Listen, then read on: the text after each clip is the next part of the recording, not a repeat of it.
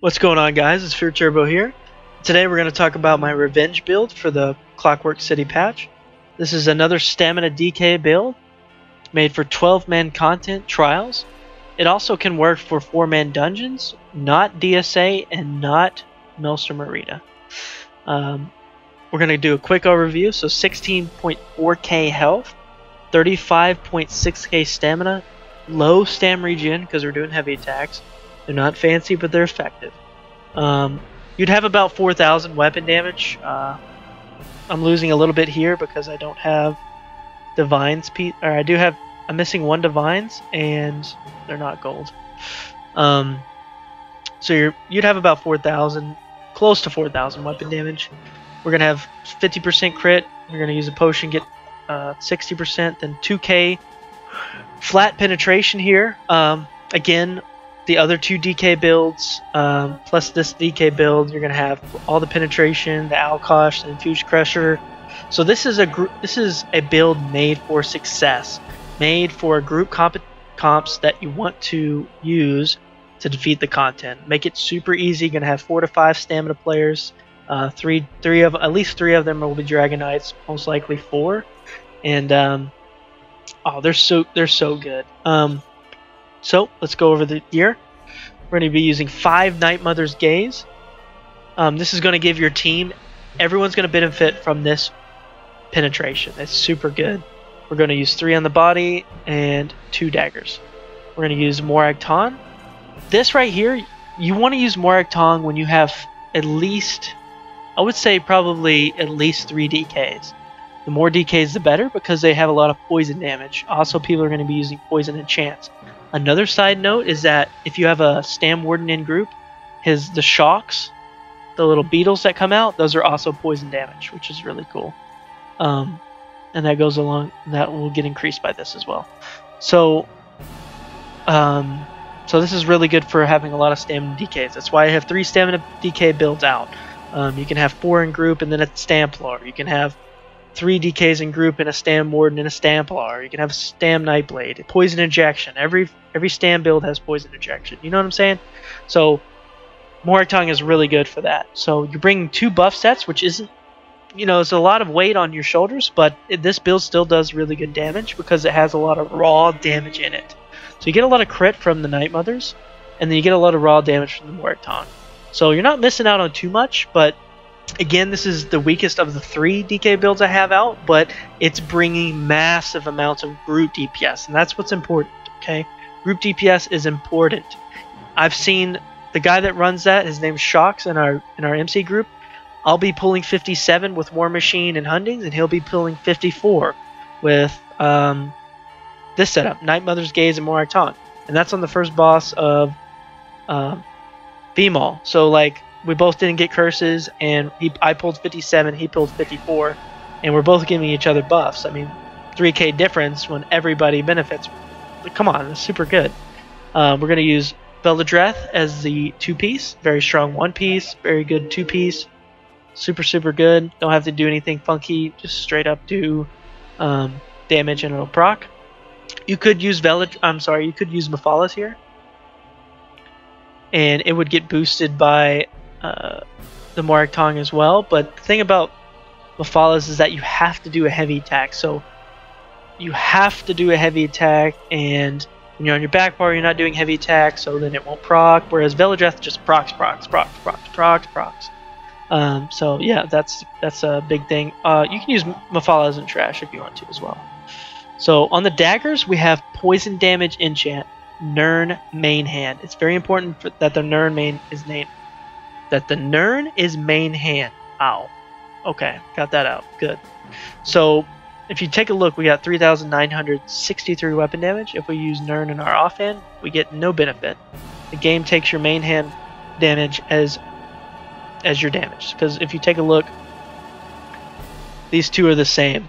They want them to be the same. If it didn't work that way and you took both of the daggers damage, then the bow would have to be more weapon damage, or more damage overall, to compensate for being 2 hand versus 1 hand. Anyway, so it's very important that the poison is in the main bar and on the Nirn, and then you have infused offhand. Now, couple of MC buddies, we all went and tested, you know, the different combinations. Nern main hand, infused off, Nern main hand, and precise off, infused main hand, and precise off. And this combination that I'm showing you right now worked the best. And the reason for that is Nern main hand gives you 200 weapon damage, right? So we take a look at this right here. We see if we had infused main hand, we'd get a 4,000 damage enchant on the poison, right? Versus our 3,000, if you can see it up there, up in the top. So 3,000. So it's about a 1k difference on an enchant. But the thing about Nern is that we get more weapon damage for all of our skills. The weapon damage affects all of our skills, whereas the infused boosted poison enchant only affects that. So there's that. But we also definitely want to have infused on our bar because it not only does it increase the weapon's potency, so our berserker gives us more weapon damage when it procs. It also, but the thing we want the most is that it reduces the enchantment cooldown by 50%. So we're still going to get the same amount of procs on our poison damage enchant on the main hand as if we had infused poison on the main hand. If that makes sense, if you guys are following me there. So we're going to get the same amount of procs, it's just the poison one is not going to do as much damage since it's not infused, but all of our other skills are affected by the weapon damage. So it's a good trade-off there. Back bar, we're going to have Nern. I'm sorry, weapon damage while casting, when you cast Poison Injection, your bow ability, it takes the weapon damage you have when you cast it. And so that's why we want Nern. If you don't have those support sets like Alkosh or Infused Torag's Crusher, then you might want to use the Sharpened one, because just like single target dots, when you cast them, they take the weapon damage when you cast them. So ground dots do the same thing, except they take the pen when you cast them. Don't ask me why. I didn't make the game, but that's how it works. So so if you don't have extra pen sets in your group, you can use a sharpened back bow. Sharpened back bar bow. Man, I cannot talk. It's getting late. Anyway, we're gonna use damage, health, poisons on our bow bar. This is very, very good for DPS. It procs off light attacks, heavy attacks, and weapon abilities. So Endless Hail and Poison Injection, it'll proc. You can see that here. See how it procs? Right off Endless Hail. So it's going to proc often, and they're going to do a lot of damage. More than a disease enchant. If you don't feel like you have enough mats, or you don't want to pay for them, or bother with them, just slap a disease enchant on the back bar, and you're good to go. So that's a quick overview of the gear, the stats. Let's take a look at the abilities. We're going to use Rending Slashes, Venomous Claw, Deadly Cloak, Noxious Breath, Rearming Trap, and Flawless Dawnbreaker on our dual wield bar. On our bow bar, we're going to use Injection, Hail, Razor Caltrops. Important that they're Razor. You can use Flames of Oblivion here for damage, or if you feel like you need more healing, this is your flex spot. Take that out. Put Vigor here. We're going to have Molten Armaments for our heavy attack bonus by 40% while it's active, and it's an extremely long buff. Super nice. And we're going to have Standard of Might. So we're going to use this ultimate whenever it's up. And then we're just going to have Flawless Dawnbreaker there for the weapon damage. Also to note that fully buffed weapon damage is 5,437 with 60% crit. You're going to get another 3% crit from a Nightblade. That's why it's good to have these group comps. You're providing two different debuff sets. You know, the Nightblade's giving you a passive. It's super good to have like this combination of, you know, who's running what, and do we have any Nightblades, any Sorcerers, Templars doing these abilities. It gives us these buffs, etc. So stats are looking good. Obviously, you're going to want all weapon damage enchants on here. You're going to want all this gold, and which won't make too much of a difference on the Morag Tong since its majority is purple. But the stamina on the glyph, you can see, where is it? 351, there's 324. and Divine's Gold would give you more weapon damage because we're using the Warrior Mundus. Also, guys, I know I'm going over this really quick. I want to make it nice and short, but if you have any questions, you can go on my website at fearturbo.com. You can look at all the information posted right there. Every detail, enchant, everything is on there. You can also hover over the gear that I have highlighted. I'm very sorry, I cannot talk right now. When you hover over it, it's going to tell you where to get it, how to get it, and what it does. So if you missed something, go ahead and check that out. Also, the skills, it's going to explain what the skills do on the website as well. And it'll have all my CP and everything on the website. And let's see. What did I not go over? Oh, so I'm sorry. If you don't have those extra buff sets in group, you can also swap the warrior to the lover stone, and that's going to give you the missing penetration that you don't have from the other group sets. So like if you're doing a dungeon, you can swap to the lover, or say somebody didn't show up for raid and you don't have Sunder in the group, so you can just swap to the lover, etc. So that's the build, guys. We're going to go into the rotation part in a second, and then we'll do a DPS parse. I hope everyone has a good day, and if you want to comment on my website, on my YouTube, or in my Discord, please feel free to go ahead and do so. I'll answer all questions, no problem. Have a good day.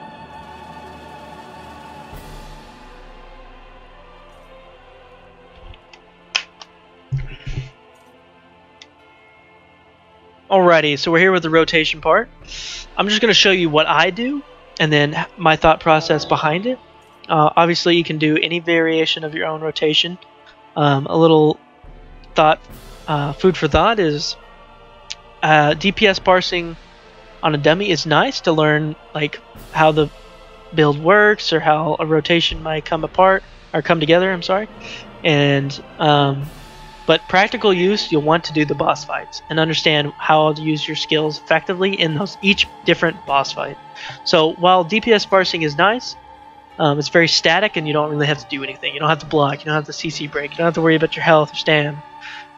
So and you can have basically a fixed rotation from start to finish to maximize DPS. That won't always be the case in real boss fights. So what we're going to do here is I'm going to show you how I use my skills. So I personally know that Venomous Claw is my best dot on my front bar, and my best DPS is Endless Hail and then Caltrops.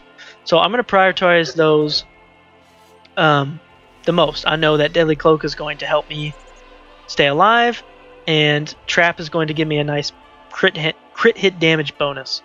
So with those things in mind, I can take these dot trackers and use them to update my rotation live. So say I rezzed a teammate, right? And I'm coming back. I can look at the target and understand that I don't have anything on him, so what's my best abilities? Is Trap, and then Hail, and Caltrops. Once I got those out, then I'll just finish my back bar, and then come to my front bar and do Claw. Since I know Claw is my best ability on my front bar, then Breath, in case I have more Tongue in the group, then Rending Slashes, right? So, if anything interrupts a static rotation, then you have to know these things if you want to get the most out of your class and out of your abilities. So my rotation, if I'm coming into a boss fight, if it's already there, then I'm going to buff up with skills that don't need a target. So Deadly Cloak, Flames of Oblivion, and Molten Armaments. I'm going to do all these first. I'm going to do it really slow here for you. I'm going to put Trap down, swap, Endless Hail, Light Attack Injection, Light Attack Caltrops, Light Attack Flames of Oblivion. I already did it, so you don't need to do that. I don't know why I did that. Then I'm just going to Heavy Attack and then do my front bar dots, right? Again, you might see some of my gameplay videos where I come to the front bar and just do a light attack on all these dots. The reason for that is I want to get them out quick. Maybe a Warhorn just hit. They called Warhorn. Or I drop my standard. Or if you're using War Machine and then Bolty. After you do that, you have like 10 to 17 seconds of 15% extra damage on a DK that you want to get out. You just want to get the most out of it, right? So to do that, I would do light attack and then dots. That way, all my dots are going while I have that extra bonus damage, instead of just doing the slow dot dot. And again, if you're low on stamina, then heavy attacks are going to be super beneficial. Watch, I'll show you. Watch my stamina when I do heavy attacks, right? So if I'm below 50%, I'm hurting for stam, right? So I'm going to do heavy attack and a skill. Look at my stam. It's going up even though I'm spending stam. That's why this build is really good. Because you just take that resource management and kind of throw it out the window. Although, if I had just used standard, I get a big pull of stam. Or if I use Bolty, I get some stam back. And I want to utilize that extra bonus damage. So that's why I do the light attacks and then the skills, just to get them out quicker. So just to show you, I start off with trap, and then see how it takes time to arm. Then I use hail during that time. So I do trap and hail, and they hit rough. They don't hit at the same time, but they hit pretty close. And so what that does is it kind of starts my parse off with them hitting close to the same. I'll do a light attack injection, light attack caltrops. And then if I've started already with Oblivion, Molten Armament, and Deadly Cloak on, then I'll just go straight to the front bar and start with Claw. Then Noxious Breath. If we have Morag Tongue, it makes Noxious Breath even stronger. Then we'll do Noxious Breath over Rending Slashes, and then we'll do Rending Slashes. So the fast-paced rotation will look something like this.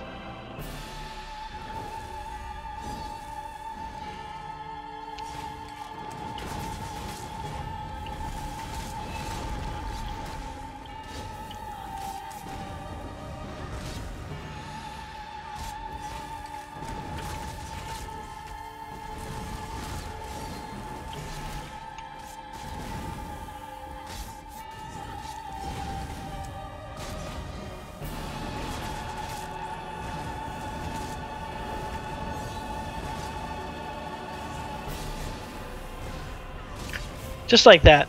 So basically you're keeping up your back bar dots. You're doing this every 3 rotations because it's a very long dot. I mean, a very long buff. It's like 40 seconds. You can even have a tracker for it if you wanted to. And then you do all of these every time you come into your back bar. And then you come in and do claw first. Whether you do light attacks or heavy attacks is totally up to you. And how your stam's looking, or if you have your major buff up from Major Slayer or Standard. So guys, that's kind of the rotation there. It's very simple, very easy, very clean, and not sleazy. Okay?